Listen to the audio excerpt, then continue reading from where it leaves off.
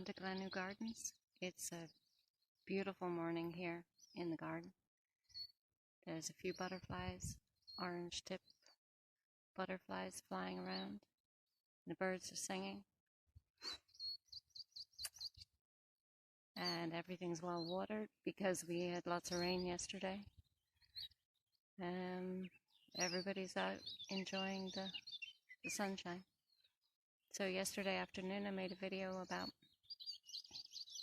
the Ruth Stout bed. My first vegetable Ruth Stout bed, and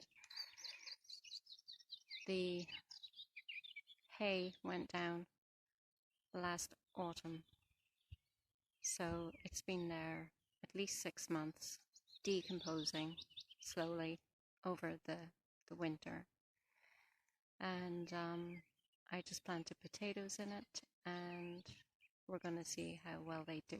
So I'll show you that video now. So welcome to Glen Gardens and the Ruth Stout series.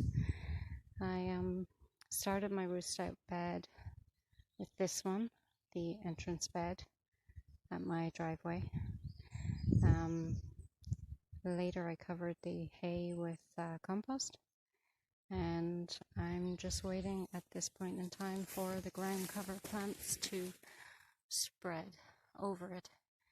And I do a little bit of weeding whenever I spot something, but apart from that, it seems to have quite a lot of nutrition in it, and the plants in it seem to be doing pretty well, and it's not taking a lot of effort to keep it.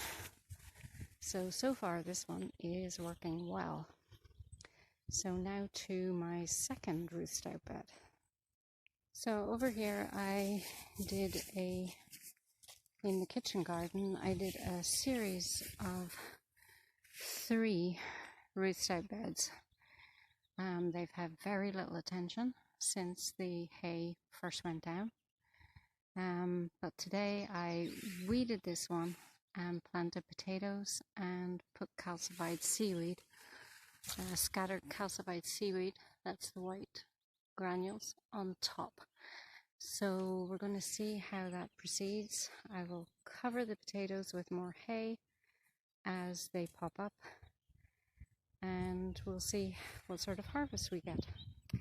A Ruth Stout bed definitely isn't the tidiest way of creating vegetable beds or creating fertility,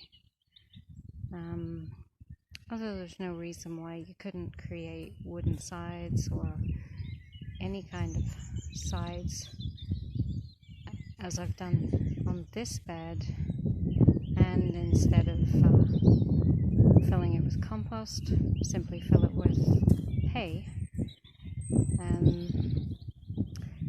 But there's no doubt that it just always looks a little messier, I think. But I do think that it is a really good way of starting off creating raised beds without sides on the ground, and a really good way of beginning fertility.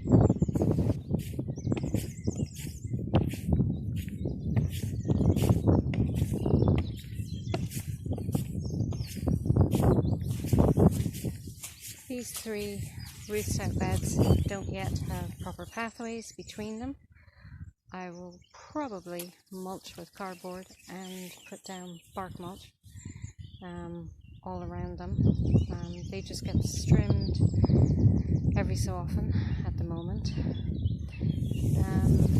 I do think fertility is developing in this bed, and I did notice that any weeds that I tried to take out, which Ruth Stout didn't really weed, she just put more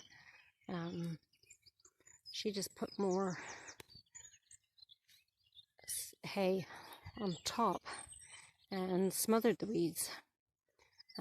But today, after I put my potatoes in, I did a little bit of weeding, and I did find that everything that I took out, first of all, there wasn't too much in there, and second of all, it came out very easily. So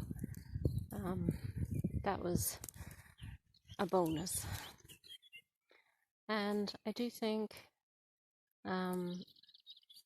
even if I don't stick with the Ruth Stout method in the long run, and if at some point I put compost on top of all this, for now I'm going to keep going with it. I'm going to see how the potatoes do this year, and I'm going to see if I can get anything else in after the potatoes, and then see how they do.